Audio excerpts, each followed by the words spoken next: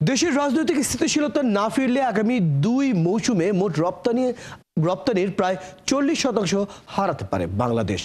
আর ২ বছরে এটি পেছাতে পারে তলানিতে, এমন আশঙ্কা করছে Bangladesh garments buying housing association. আর গার্মেন্টস মালিকদের সংগঠন বিকেএমইএ বলছে, আসলে আন্দোলন এরই মধ্যে প্রায় $৬ বিলিয়ন ক্রয়াদেশ হারিয়েছে বাংলাদেশ। আরও জানাচ্ছেন জাহিদুল ইসলাম। আশুলিয়া এবং গাজীপুর কেন্দ্রিক গার্মেন্টস শ্রমিকদের আন্দোলন বর্তমানে অনেকটাই নিয়ন্ত্রণে। টানা কয়েকদিন বন্ধ থাকার পর বেশিরভাগ গার্মেন্টস খুলেছে, শ্রমিকরাও কাজে ফিরেছেন। এই গার্মেন্টস মালিক বলছেন, রাজনৈতিক পট পরিবর্তন এবং শ্রমিক আন্দোলনের জেরে ক্রেতারা বাংলাদেশ সফর কমিয়েছেন। অন্যদিকে কারখানা খোলা এবং ঠিক সময়ে পুনরপ্তানি নিয়েও অনিশ্চয়তা দেখা দিয়েছে। সাধারণত বায়ারা 4-5 দিন লেট হইলেই মালে কনসিকুয়েন্স দেয়, সেখানে প্রায় 1 মাসের মতো লেট। আমরা বুঝতেছি না যে এই জায়গাটাতে আমাদের সলিউশনটা কোথায় যায় শেষ পর্যন্ত ঠেকবে যেভাবে।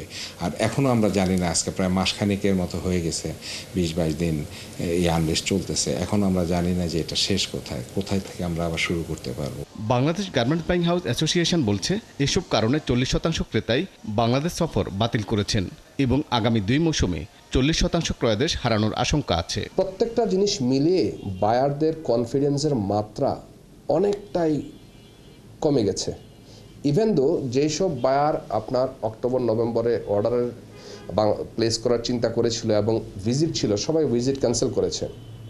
ওরা বলছে যে আমরা যদি যাওয়ার পরে যদি স্টাক হয়ে যাই হোটেলে, অথবা তুমি যদি ফ্যাক্টরিতে আমরা ভিজিট না যেতে পারি, তাইলে আমার এই ভিজিটের কোনো আসলে অর্থ নাই। পোশাক রপ্তানিকারকদের সংগঠন বিকেএমইএ বলছে, এরই মধ্যে বাংলাদেশ থেকে $৬ বিলিয়ন ক্রয়াদেশ হাতছাড়া হয়েছে। বিভিন্ন দেশের ভ্রমণ নিষেধাজ্ঞায় ক্রেতারাও সফর বাতিল করেছেন। এই সামারে আমি টোটাল $20 বিলিয়ন রপ্তানি করব, তাইলে এই সামারের অন্তত মানে আমি যদি 30%ও ধরি, তাও তো 6 বিলিয়ন নাই আমার। কয়েকটা দেশের কিন্তু নাগরিকদেরকে বাংলাদেশে এই সময় ভ্রমণ নিষেধাজ্ঞা দিয়ে রেখেছে। সেই জায়গাটা আমরা মনে করি সরকারের কূটনৈতিক তৎপরতার মাধ্যমে সেই জায়গাটা ক্লিয়ার করা দরকার। বর্তমানে আশুলিয়া এবং সাভারের শ্রম আন্দোলন কিছুটা কমলেও গার্মেন্টসগুলো চলছে আইন শৃঙ্খলা রক্ষাকারী বাহিনীর পাহারায়। জাহিদুল ইসলাম, ৭১, ঢাকা।